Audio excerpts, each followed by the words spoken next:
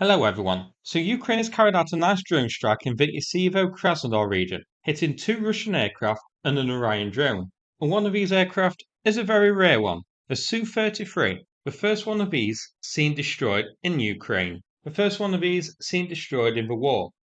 The Su-33 is by a taxiway and is covered up in a cloth which did look suspicious. At first I thought it was a decoy, but when we see the aftermath and the extent of the burning, this was clearly an active aircraft. It takes a direct hit.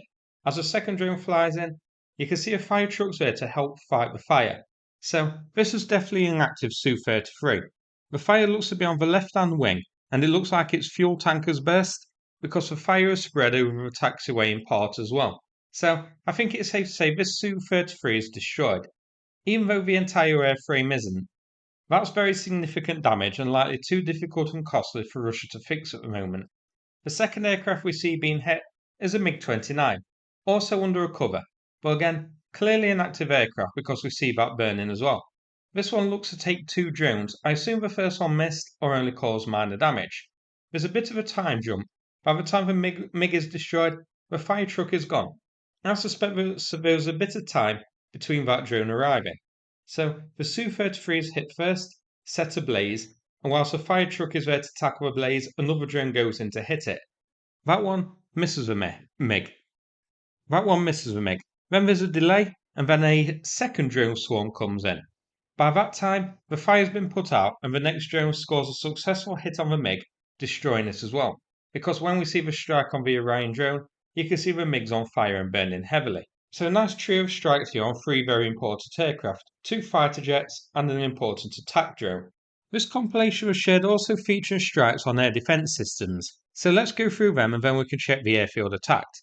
These air systems were all hit in different places. Firstly, a Tor is seen being hit in the Rostov region, taking a direct hit on the side.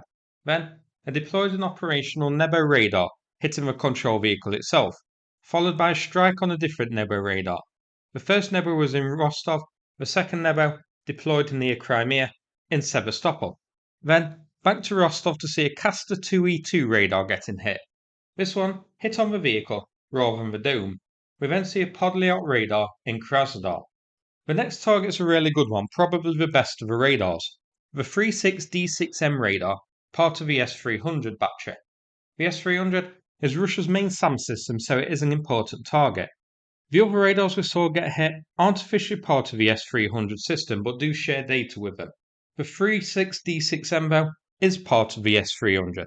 This one was hit in Crimea. In Krasnodar, a Castor 2E2 radar is hit, an air surveillance radar that shares data with the S-300 and S-400. Then, an old favourite, a Panzer, on a little earthen mound when targeted. This one looks like it could be a miss to me, however. So a nice compilation of radars and air defense systems hit as well. It's tricky to do the exact number for the radar because it isn't known how many of each Russia has.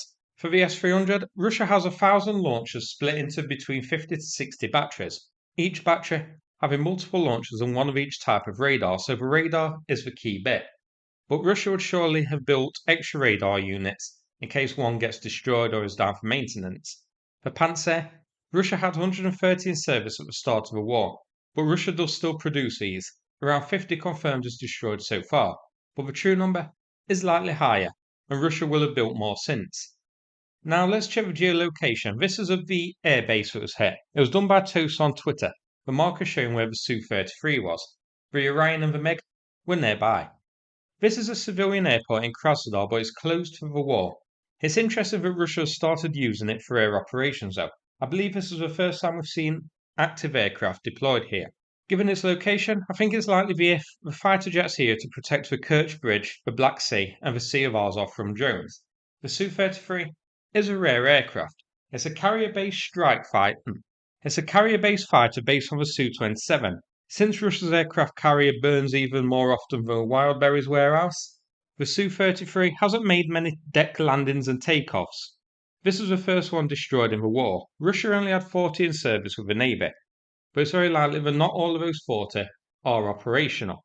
As for the MiG, they're old fighters. Russia had 250 in service, but again, not all of them are going to be fit for operations. Oryx hasn't got any listed, but we have seen a few destroyed so far.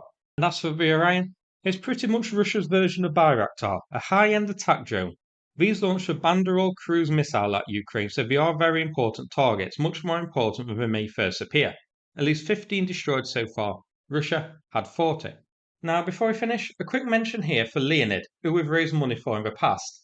He's asked if I can help do a fundraiser for a friend of his in the White Angels, part of an evacuation squad, who are looking to buy an anti-drone device to protect their vehicles during their operations. Like Leonid, he carries out operations rescuing civilians from near the front lines. But Leonid asked if I could help give him a boost to get it over the finish line. The donation link will be Leonid's, and Leonid will just pass the money on. Thanks so much, and take care, everybody. Half the fundraiser is done already,